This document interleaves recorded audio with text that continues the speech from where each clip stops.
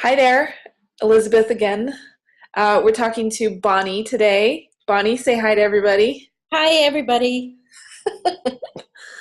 Um, can you tell me a little bit more about yourself, like where you're calling in from and how you got involved with Women Enough? Yes, I can do that.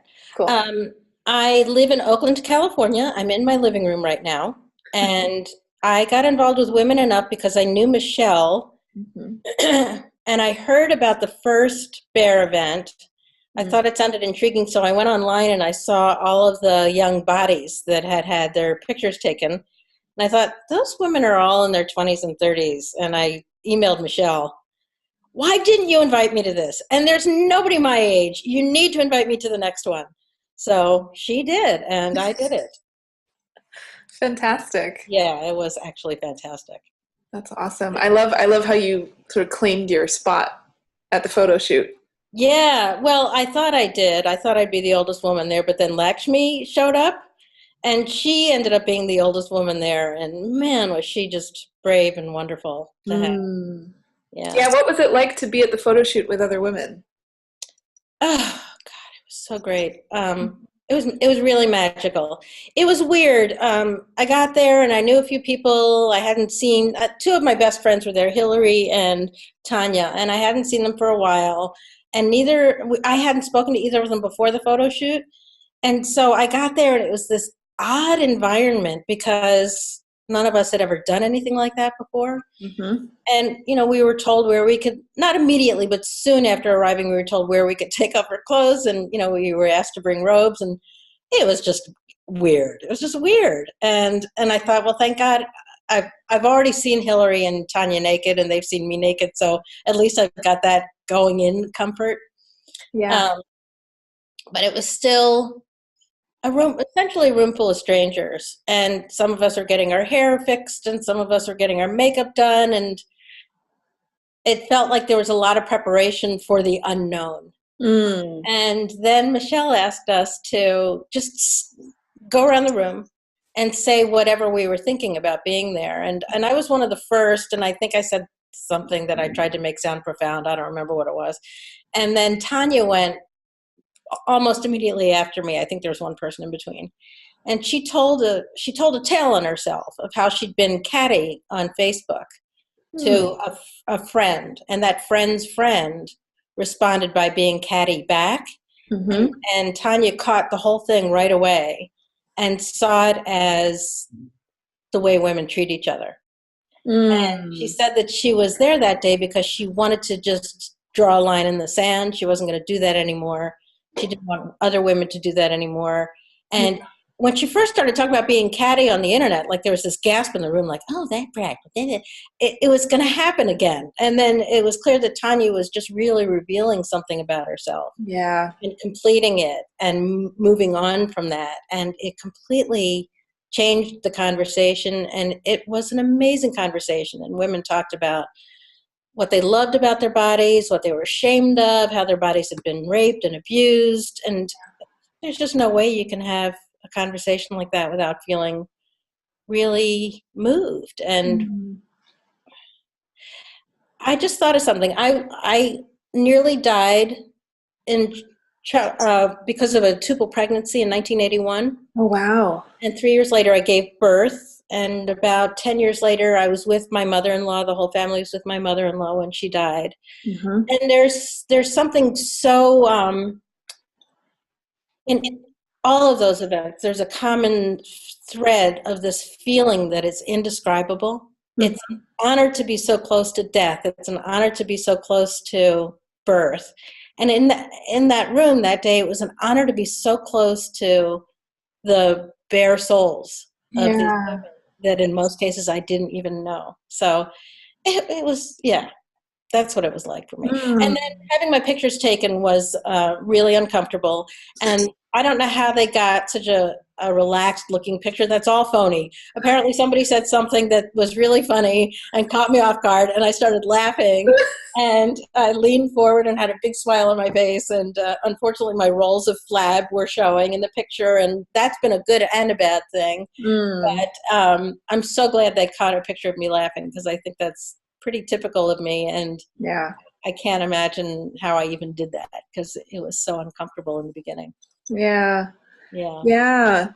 I love how you talked about people being vulnerable with each other, especially as women. We're such storytellers, and I really appreciate that at the photo shoots you were able to be vulnerable with each other. Yeah. What about those moments in your life, if I can take you back to your pregnancies and some of your near-death experiences? I'm really curious to know more about that, what that felt like, what happened, um, what happened afterwards. What was the shift for you? Wow. It's kind of hard to even remember what the shift was when I nearly died. I was literally seconds away from death. Mm, And I was in shock, and the paramedics, when they got there, thought that they could walk me from my bedroom to the living room because we had a very tiny hallway. yeah. And I just fainted dead in the hall. Not dead. I fainted in the hallway, collapsed in the hallway, and they couldn't find my my pulse. They couldn't find my blood pressure. I mean, I was really close. And I went into shock. And by the time I got down into the lobby and I was seeing people that I knew down there, they were running around opening the doors and telling me to come back soon and all of that. I was saying, I'm fine. I'm fine. Everybody's overreacting. So Yeah. everybody's overreacting. It was a really interesting moment. I think the most profound aspect of it, though, was not that I almost died. It was that there was a baby. My ex and I really wanted a baby. There was a baby that died. Mm, And I spent a long time grieving that. There weren't any opportunities to grieve with other people. Nobody knew how to respond to me. I hadn't met any other women that had recently lost a pregnancy at that time. yeah. And so I finally got a book that showed pictures of babies at that gestational age, and I picked one, and I just spent a lot of time looking at it and crying, and I finally said I love you and goodbye, Mm, and that was how I grieved. But I wish there had been more opportunities. I've spoken to doulas recently who yeah. get it, and they're creating opportunities like that for women. But at that time, in 1981 in Chicago, there just wasn't anything. Yeah. Um, yeah, Mm, that's such a touching story, and there's so much of that is shocking, and I was doing this. But it's also so touching to hear that story, because I know other women have been through that. I know other women have felt alone in yeah, that journey. They felt that they are the only ones grieving, yeah. that they are and that somehow they let themselves down, or their body let themselves down, Uh, or I kept apologizing to my ex-husband, who was amazing through. He was yeah, amazing through all the time that had anything to do with pregnancy and childbearing. yeah. He got the daddy brain, and he was the best father I ever saw when we finally had our daughter. So he was wonderful, and still I felt so guilty. Yeah. Like I had taken his child and not let it live. Mm, How bad is that? And of course, I would apologize, and he would say it wasn't my fault, and I yeah. didn't need to apologize. But yeah, it was hard. Yeah. Yeah. I'm so inspired by that story. I've never been pregnant, but I can imagine that being a woman. I can imagine, and I can relate to that apologetic, that guilt, that shame. Yeah. I Yeah. can relate to that. Yeah. I'm What sorry you can relate to that. That's hard stuff to be able to relate to. it well, it is hard, but it's clear. I can relate to the shame. I can relate to the body shame Mm-hmm. specifically. Mm-hmm. Um, and I don't know whether that's men and women, but as a woman, I can relate to what that feels like for a Mm-hmm. woman. Yeah. Yeah. Yeah. What I I don't know how to move on from that story. I'm sorry. No, that's Let us brilliant. live and leave, Bonnie. It's brilliant. It's brilliant. Um, what also makes me curious is how much body shame we've experienced in our lives, but also that we see others experience. And I'm curious, now that you've given birth and you have a 30-year-old daughter, roughly. 30 in December. Yeah. Yeah. What do you tell her about body and body shame and being a woman, and what do you give her? Yeah, I never really looked through the history of my relationship with her to put together what I told her about her body until I knew I was going to do this interview. And I realized I was really good. I grew up, just a little bit of background. My mother's mentally ill, and this is really interesting. I was thinking about this too. And so a lot of the things that she said were quite exaggerated. Mm-hmm. And, there weren't exaggerated conversations about, Bonnie, are you healthy enough? Or, Bonnie, are you getting enough sleep? Or I was emaciatedly thin because I was too anxious to eat. Not, Bonnie, we need to do something about the fact that you can't eat and you're getting so skinny. But Yeah. the conversations were about, was I attractive enough? And I was always told that Mm. I wasn't, in a variety of different ways. Oh, wow. And the saddest part of that is I remember my mother once saying, men are not attracted to women like us. You need to be tall and blonde. And so, yeah, more recently, I realized that she was not happy with the way I looked because I looked like her.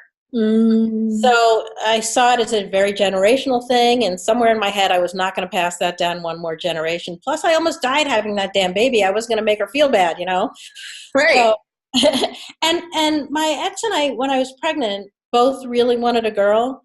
And then my mother-in-law, so I had the tubal pregnancy, and I was told I'd never be able to have a baby. Oh, wow. And then my mother-in-law started calling my daughter the miracle baby. And, there was just so much about her that I wanted to preserve. Yeah. So much so that when she was 16 and wanted to get a tattoo, I was like, do you know how hard it was to make you? You can't change anything about that body. And she got one later, and she did it really cleverly.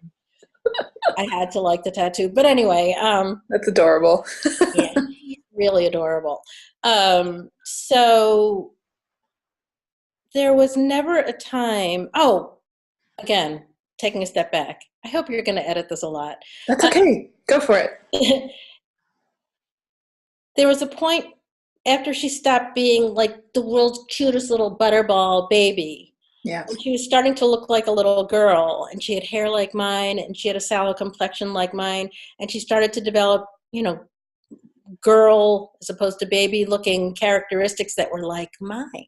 Mm-hmm. And I started being anxious about her not being more attractive. And fortunately, I was able to turn up the volume on that icky voice in my head and to not let it drive me at all.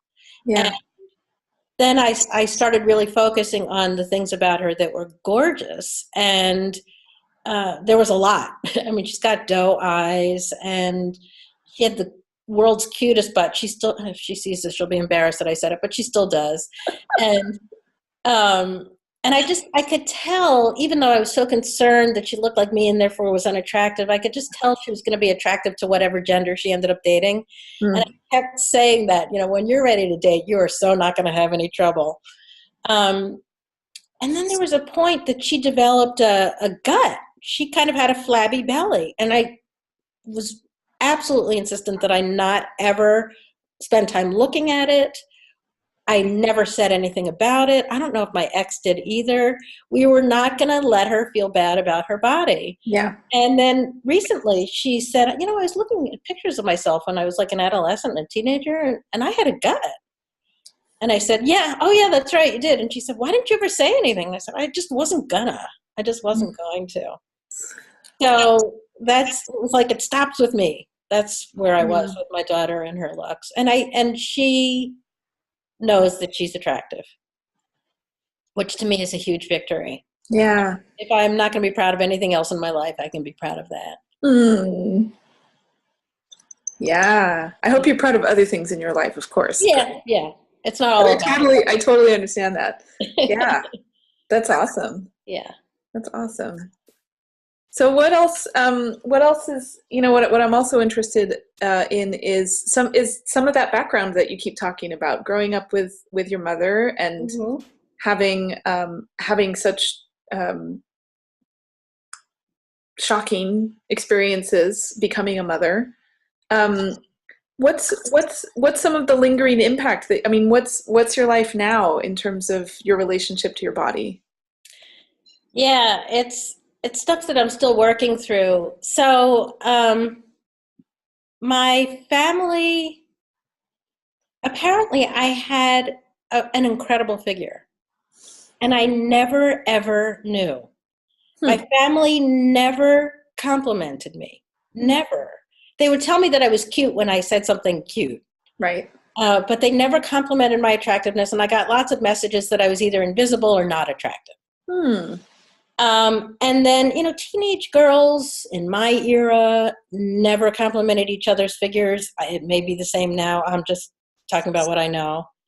So I never started getting feedback on my figure until I married my husband, and he thought it was fabulous. Yeah. But I thought he was biased. I thought he married somebody because he thinks she's attractive and other things. So, of course, Yeah. he's going to say that. But then when I was in my 40s, I started hanging out with women that had been through the feminist movement and were Mhm. older and just more comfortable, and mothers. We take our babies to the pool and stuff like that. And I started hearing from other people that I had a great figure. Hmm. And at first I was thinking that they were just being nice. Most of the time I would think that they were just being nice. Yeah. And I didn't really suffer over the fact that in my mind I did not have a good figure. I suffered over the fact that I'm ugly in my head. Hmm. And I still have that synaptic thing that, when I see my face, I think I'm ugly. Hmm. And I know that in reality, I don't get a lot of evidence to that effect, but that's what I see when I look. I always felt fat, even though I was well under 110 pounds. Oh, Like wow. 5'1". Yeah, I was short, so 5'10" was, like a healthy. I mean, 110 was a healthy weight, a Mm-hmm. thinnish healthy weight. But I thought I was fat. I had that stuff. Then my ex and I divorced when I was nearly 50. And that's the point when society starts seeing you as old. Yeah. So I was finally coming into at least believing that the world saw my figure as attractive. And by the way, I was married for like 26 years, and I'm a flirt, and I was monogamous. So when I finished grieving that the marriage was over, one day I just kind of woke up and went, I can date anybody I want. And I went on and I started dating, and it was really, really fun, really Yeah. fun. And I got a lot of confirmation that I had a hot bod, but I'm still single. And those years when I was single and confident that my body was attractive Mm. seem now somewhat short. And I'm going to be 62 in November. And it Mm. feels really unfair to me. Like, why did I have to become single and confident when I was starting to get old? And now I'm dealing with the Mm. whole aging question. Yeah. So I don't know if you're going to get this conversation from anybody else but Lakshmi, assuming you're going to interview her. Yeah. But, there's that whole world of stuff about women when we're aging. And Mm.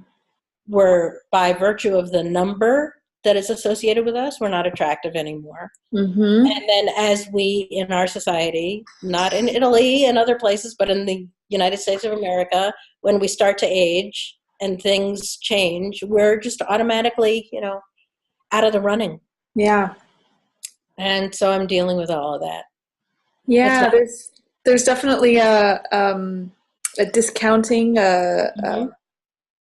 um, like a not really an ignoring, but it's the difference between claiming the age that you are and the womanhood that you have at that age, all the experience, all the knowledge and the wisdom and the I've given birth and all of that that's happened with your body as a woman throughout the years. And there's a difference between claiming that and having somebody claim it for you or putting a Yeah, label on you that's or, right.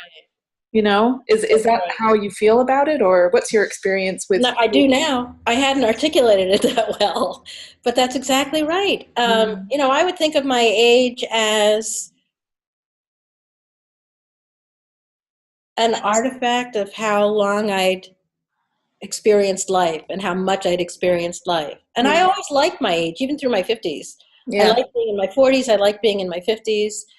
But now, and apparently I look a lot younger than people expect a 61-year-old to look. So people that I newly know will treat me in a particular way, and then they'll learn my age and they'll start being different with me. Mm. So they'll impose a type of relationship that we're supposed to be having on me, or they'll begin to treat me with, a kind of deference, or I'm supposed to be respectful to my mother. Oh, in fact, what did a guy say to me recently? I was with a friend. We were at a bar. We were ordering drinks. I'd ordered a drink. The bartender was making it. And I said, "Oh, did you put blah, blah, blah in that?" Because I didn't see the bottle correctly. And he said, "No, but I will.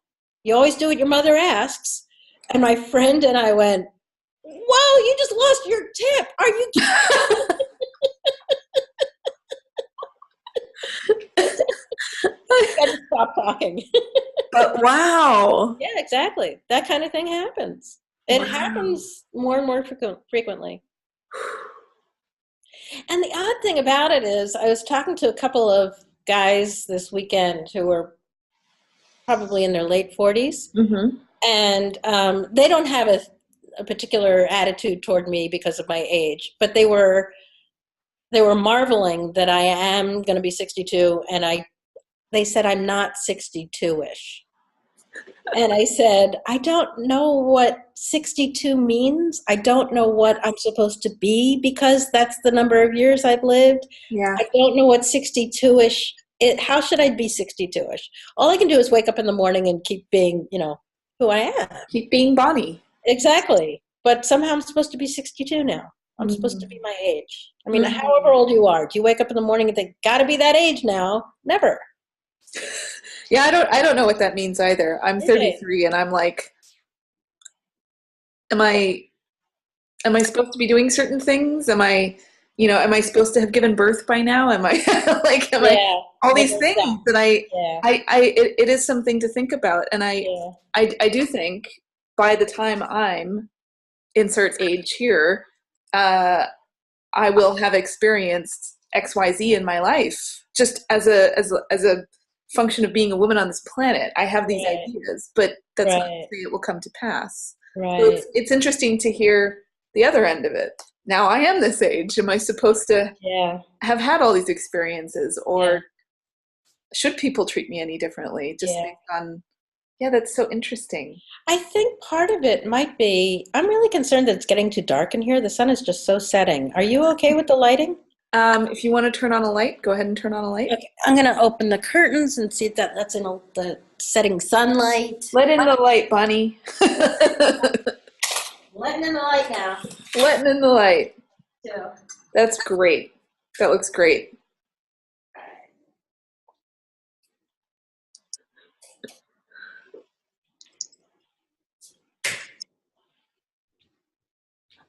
Did that help? That's great.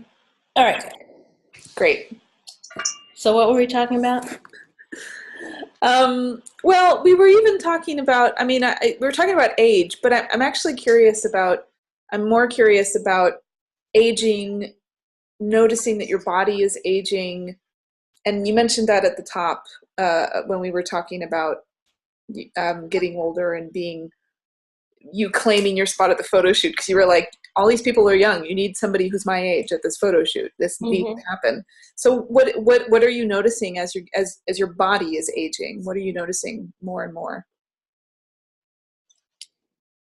Well, it's like my skin bag I woke up one day and my skin bag was a size bigger.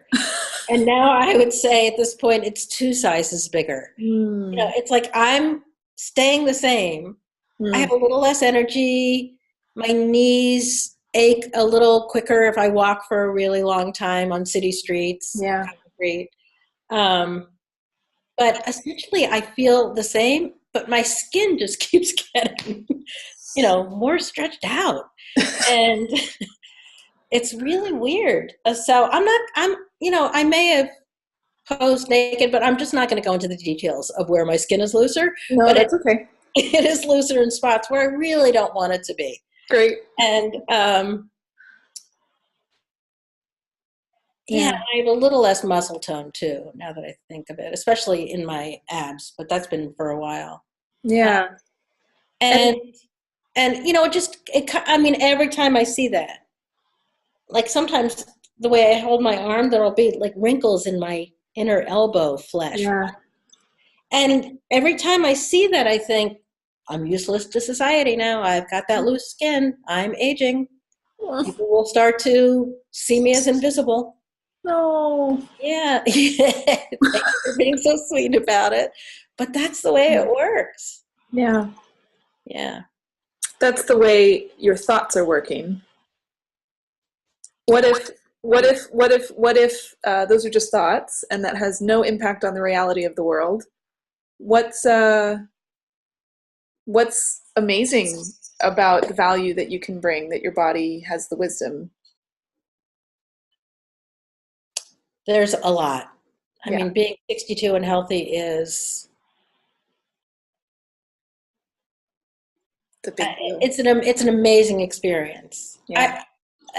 I was at a workshop convention-y thing this weekend, so I was talking to a lot of different people, and several of them happen to be young guys. And he was talking about how he was leading a seminar, and there were two older retired women, Mm-hmm. and in his audience, and he couldn't reach them. I think that's why he was talking to me about it. Like, how could I reach them?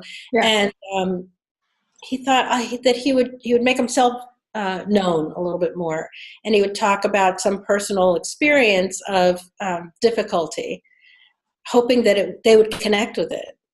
And their only response was, "Oh, that's okay. You'll get through it. We know you'll get through it."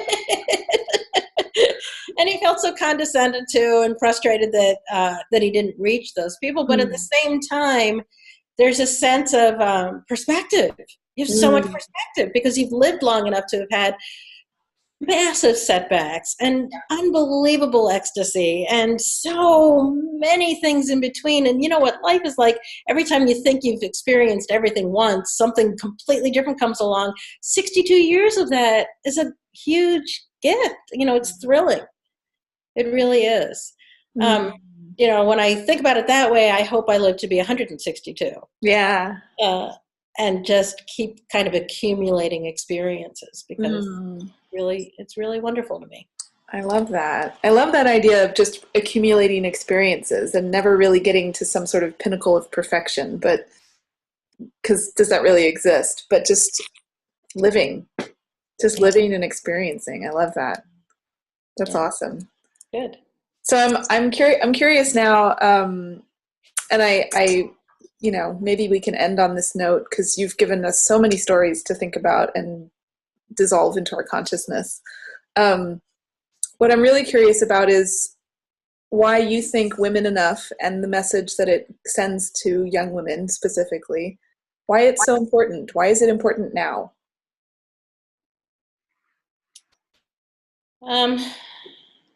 Well, all the messages that we've been sending women since our culture formulated its value set have been really destructive to us. And I'm not saying that we're the only group or the only class that has gotten destructive messages. We're certainly not. But right now, all I'm talking about is the messages that women get. Yeah. They've been largely unchanged for a very long time. All of my mother's messages were about whether I was good enough wife material. And I'm amazed, especially having gone through the 60s and the 70s, I'm amazed at how much that's still a question. Am I good enough wife material? Am I attractive enough to be good enough wife material? The messages are so exaggerated now. They come at us so nonstop and with such ferocity, and they're so visual. They're burned into our brains, and they're destructive. I wonder how much my life would have been different had I not thought that the most important thing that I could do was get married and have not to a worthy man, Yeah. but a good enough man, a man that was good enough in society's eyes. Mm. Most important thing I could do would be to get married to a man like that and have babies, and I probably wouldn't be able to. This was my thinking because I wasn't attractive enough. I honestly haven't thought about what things I didn't do and how many days I stayed home alone, depressed, kind of hiding out because of that. Yeah. And that's just my own personal experience with societal messages about how we're supposed to look. Mm-hmm. I think every woman has her own. None of them are good. I used to know this woman that was so gorgeous when we walked down the street with her, men would just stop and their jaws would drop. I mean, when I looked at her, I was like, are you really that beautiful? You are stunning. And she felt like she couldn't connect with anybody because all they could do was see her looks. They never got past her face and her gorgeous figure. So every woman's got her version of it, and none of it works. So if there's some way that we can not make the messages go away, but make the impact of the messages widely enough known that women have the choice to notice them and then do what they want with them, apply them to themselves or not, fight against them, whatever. If we can give them a choice, then we've made a huge difference. And that's what Women and Up is all about. Right? I love that. It is. Okay, good. It is. I think life is about choices, and the more choices you have at your disposal, the more experiences in life you get to have. That's right. That's right. That's absolutely right. Yay. I got the right answer. Oh, God, stop. I was just thinking that's such a simple equation, and I never thought of that. Yeah. Well, I'm listening to you talk, and this is the wisdom I'm getting. So it's not coming from me; it's coming from you. It's synergy, Liz. It's synergy. Yay! This is what happened when two women talk. This is exactly what happens when two women talk, regardless of how long they've known each other or age. Right. Whatever. Right. It's true. Thank you so much, Bonnie. I love your stories. Thank you for being vulnerable. Thank you for sharing. Thank you for opening up a window for women who maybe want to relate more to other women around the relationships they have with their bodies, the relationships they have to other women, men in their life, etc. So I really appreciate you bearing yourself today. Thank you so much for the interview. You're adorable, and it's really, really fun, and you asked really good questions, and I felt really safe making myself vulnerable with you. So thank you. I'm self-conscious. So thank you. Thank you for your time. It was really fun. Cool.